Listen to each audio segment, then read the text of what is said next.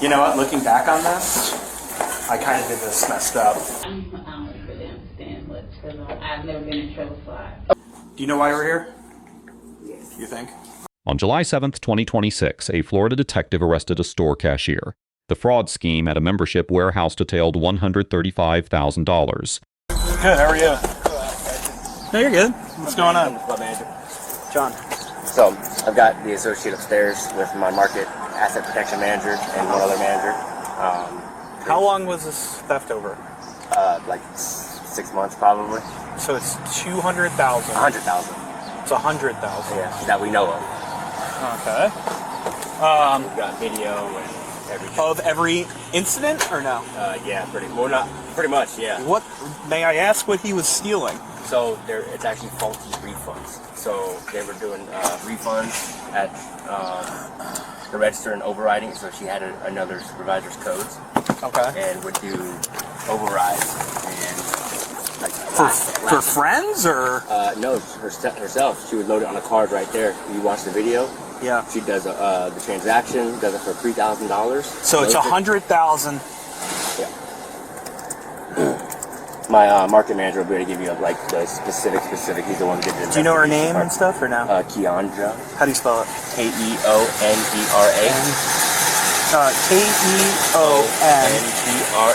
Keonendra. Breland. Breland. You don't know her date of birth or anything like No, that, right? I can get it for you. Is she a female? Is she Yeah, a female. female. White, black, Hispanic? Black. So she's being cooperative? Like, does she know law enforcement's? I don't think. What does she think is going to happen? That she's cooperative with you guys? Yeah, I don't think she realizes the seriousness of it quite yet.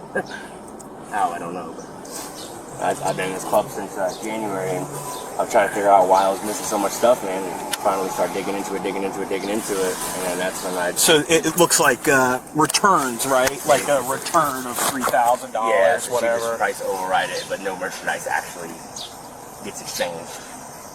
And then she just loaded on different credit cards and debit cards. There's nobody else there in the video on some of those. So, On her own personal debit card? I don't know whose debit card it is. I don't think so, because there's different numbers every time. So Every time it's different numbers? well, there's various numbers, let me say that. Okay. Yeah. What's the membership cost nowadays? $50 for regular membership, $110 for plus. What does the plus do? You get cash awards, so like if you shop with us enough, your membership basically pays for itself. That's why I'm a I go, BJ's Brandon. fan. Oh, come No, on, I man. know. This guy's alright, I don't know about him now. You shop here, don't you? Yeah. Oh, they got nice stuff in here, dude. I haven't been in here. Soon afterwards, the officers were led to the suspect, who most likely already knew what was coming for her. Hello. Come on in. Hello. How are you? What's your name? Kiki. Kiki? With 2 Ks? No, Katie Cleveland. Oh. I won't. I'm just Yeah, gonna I sit know. here, but this is I know, dude. I'm miniature. No, I'll sit here. That's okay. Figure the Lego over. Oh. Where are you from? Indiantown. Indian Town? That's where you currently live? No, I stay in Fort Pierce. Okay. How long you work here? This year make 3 years. Okay. That's not bad. I'm John, by the way. Or Officer Laviano. Whichever you prefer. Do you know why we're here? Yes. You think? Okay. I'm not going to ask you any questions or anything like that. I'm going to wait and see what we got and everything else, and then we can kind of go from there. Okay? I can tell you this, no one's here to mistreat you. It is what it is at this point, right? So as long as you stay compliant, and it is what it is, right? Your reason behind it is your reason, and we'll decipher that down the road. If you want to talk to me about that, you're more than welcome to. All right? Is this your first job working here, or yeah? You got kids? 2 Boys? Girls? girl. They stay with you in Fort Pierce? Do you have your ID on you or no? No, it's not. Okay, not a big deal. Your first name is Keandra. Keandra. Keondra. D-R-A? D-R-A.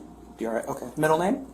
And then last name is Breland. B-R-E-L-E-N-D. Do you have anything on you that you shouldn't? No. Okay. I know it sounds silly. Could you, no scissors or anything like that? No. Okay, could you stand up for me, please? Yes. You're good. I'll get that. So, These are mine. can you remove your vest for me without exposing yourself? Obviously. You can take it off. Take it off. Yep. Your chains. Can you pull up your chains? Yeah. No, not. Don't expose yourself. I'm sorry. I wanted to be clear. Without exposing yourself, pull up your chains so I can just make sure there's nothing. Very good. And then turn around for me. Okay. I'm gonna ask you to take the right pocket there. Take whatever's out of the right pocket and your cell phone, please. And then if you could, without overly exposing yourself, just lift up the back of your shirt for me. Thank you. Spin, spin, spin, spin. Thank you. Thank you. Keep spinning. Oh. Okay. Thank you. And then what I want you to do is place your hands behind your back, like you're praying, so to speak, backwards. Okay. You're good. Sorry. You're good. I'm not trying to get your hair all gross. You know what I mean? Mm-hmm. All right. Let me double lock them, okay, so they don't tighten up on you. You already have this 14? What? You already have this 14? I do not know. I'm sorry. Is this all your stuff? Yes. Brush and all that. What I'm gonna do, I'm gonna get a bag, okay?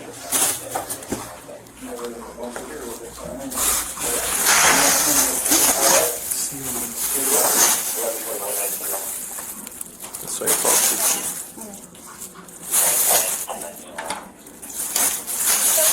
Okay.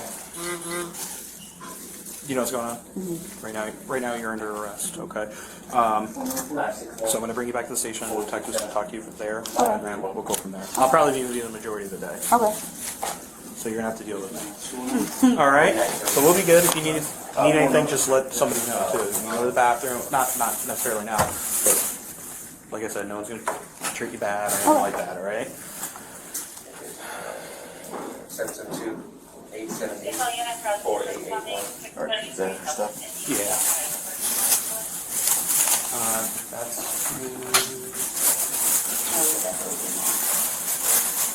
an armband? No, from my hair. Do you want me to see if I can get you some tacos for lunch or what? No? Okay. That's his info. Manager, okay. All right. We got to be very careful going down the stairs, all right? I don't want any accidents, Okay. all right? Okay. Hold on one second. Let me go a little bit before you.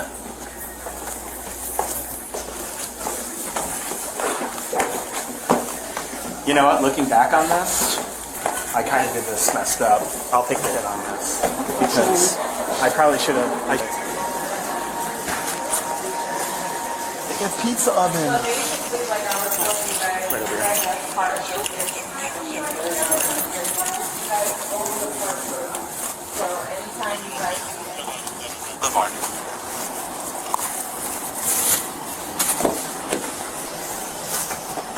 Sit your bottom first and then just watch your head. Yeah, sorry. We can't afford the cushions. Good? All right. Each of these as I just read them to you? Yes. Okay, you want to have a discussion with us? Got to verbalize.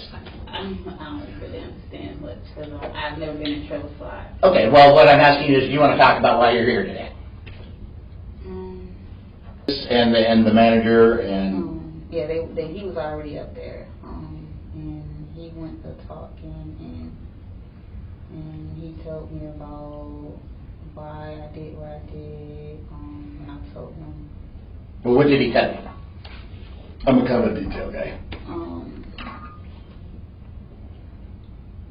I mean, clearly he brought you in and said, we got a problem, right? What problem did he tell you that he had? about me refunding why not so long to help family out, even though I never benefited from it. So I don't know the whole specifics of this whole thing. To be honest with you, I was at breakfast, so they called me up and asked me to come in and speak to you and Detective Valentine. So you were refunding, taking the product, or were you just getting the SKUs and writing the SKUs? Yeah. Running the SKUs? Okay. I wasn't taking So you didn't actually take the TV, but that's good though. That's good because if you actually were taking the stuff, then that would be a bigger issue. Good. So you were taking the SKUs off the thing and you were going over, what's your position at the store? Cashier. Cashier. So you would have access to return stuff. Okay. And where did you do this in the store? I don't really know how the store is made up. To be honest with you. Membership desk. Oh, okay. So you'd be at the membership desk, you get the SKUs, you'd ring it up and do it as a return? Now, to do that, what would you have to do? Because I just know that when I return stuff, you have to call a manager over to do something. How does that work? Yeah. Or did you have the ability to go in and do it on your own? Yeah. You could, or you have to call a manager? No, the supervisors, it requires an override. Is that like a number? Mm-hmm. And is that number assigned to each supervisor? The number that's assigned to, And how did you get that number? just by them overriding and I, Watching them? Yeah. Well, that's typically how people. What manager did you get it from? not a manager, they're supervisors. What supervisor did you get it from? Paola.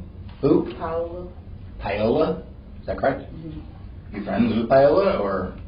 I mean, not friends, but I talk to her a lot. Not like that outside work, just. Did she give you the number, or did you just, No, you just saw her do the number No, and took just it? by me regularly being at the register. Okay. The override requires a lot, so that's part of their job, overriding it. So they do it around us a lot. But you had the knowledge to go ahead and how to do that, right? I saw. Because you saw what they were doing. Yeah, I saw their numbers. Cannot. So Paola wasn't involved in any of this? It was just you? Okay. So, you said TVs. I saw the list. There's a bunch of different. How long has this been going on? Not long, like 2 months. 2 months? And when you would do the returns of the money, where did the money go? To relatives being stupid. Well, yeah, but don't you have to, and I'm just speaking from my experience in doing these kind of things, don't you have to, like, give them a card or something like that to put the money on? Whose card were you putting your money on? On debit cards. On your debit card? No, I wasn't getting insurance on it. No, Whose debit cards were you putting on? not from my relatives. What's that? Relatives. So they would give you a debit card and you would put money on it for them? So there's a different debit card for every transaction? Not many. Okay. Were they aware of what you were doing? Not really, just. Well, they kind of had to be aware, right? Because they were getting money on their account, right? So they would kind of have to know, unless you were explaining something to them. Did you tell them what was going on? No, they just knew I was just helping them when they was in need, and I've always been genuine and had a big heart, so. Well, I get it. Family first, right? You have an approximate idea how much money that you did this, or how many items to a total? Does over $100,000 seem about right? 'Cause those are the transactions that they're supposedly have pulled up. Did they tell you that? No, I didn't do that. No. Well, you might be surprised though, because what TVs are $1,500 or whatever a piece, it can kind of add up pretty quick, right? If you did 100 TVs. No. No. No. So you'd be shocked that it was over $100,000? Yes, I would, because I would be shocked. Okay. Anybody else in the store doing this that you know of, or did anybody else teach you this? When you're being truthful to us, if there's other people that are doing it, they're going to find out. We talk about we don't know what the other person's going to say when we find them. So the last thing you want is them to try to sit there and say, she's the one that told me how to do this. And, So just looking at you, I can tell there's other people that are doing this that you know. Who are those people? Just my years of doing this, I can see you do have a big heart. I can see you're struggling right now. But there clearly is more than one person that's doing this. And that's what we're trying to say to you is you don't want to get yourself jammed up for stuff or transactions that you didn't do. If somebody else is doing those transactions, those are the ones that they need to be held accountable for their actions, right? And so that's why we're asking you this question. Because as they go through and they pull this data, they're just going to attach it to the person that it belongs to. Well, I'm only responsible for my action. I agree, but your person that talked you into doing this is also about needs what to. everybody else is doing, you know. No, but you said there was somebody that taught you this. And they taught you something that they shouldn't have taught you, right? And now you're going to experience a consequence for that, right? I mean, also, I don't know if this person was forcing you to give you some cut of it because they're teaching you how to do this and explaining how to do X, Y, and Z. And I want to be honest with you, we're going to look into all the bank records. So if it's going to this other individual, it's going to look a lot worse for you. All right? And if it's coming back to yourself as well, if you're telling us that you're not taking any portion of it, it just doesn't look good. All right? So this is your time to tell us exactly what happened. It's the only thing that's going to help you. So it's not about snitching. This is about making sure that you're only liable for what you did. So clearly it's somebody that works at the store. Was it a supervisor? Just another cashier?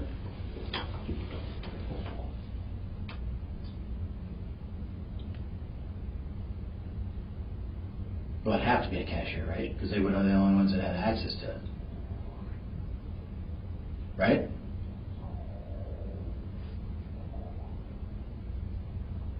Listen, I don't know what I'm getting myself into. I've never been in trouble, but I don't want to talk. I'm sorry. No, that's fine. That's fine. I'm not really.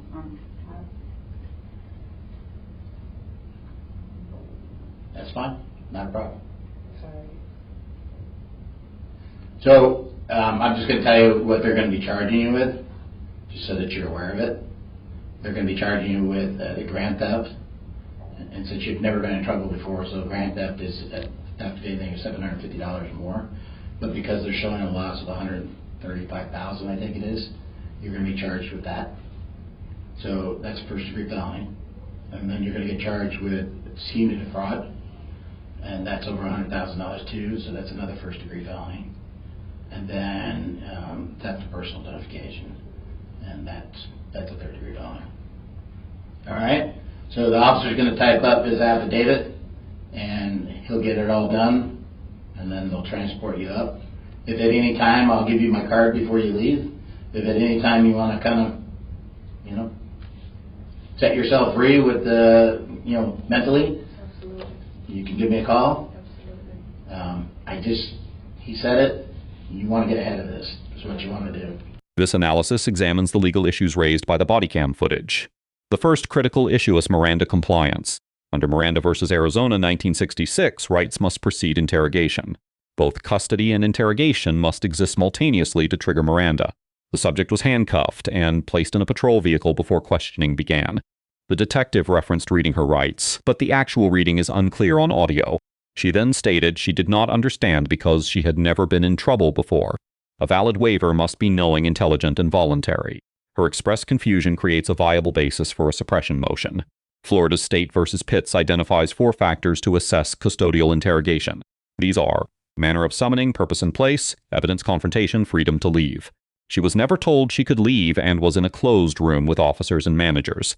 All 4 Pitts factors suggest a custodial environment existed before Miranda was given.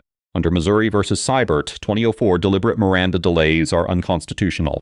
If pre-Miranda questions were designed to elicit admission, suppression applies. The detective's initial statement that he would not ask questions created a legal buffer. However, that buffer does not cure the custodial nature of the environment. The second legal area involves 3 Florida criminal statutes. Charge 1, grand theft first degree, Florida Statute Section 8112.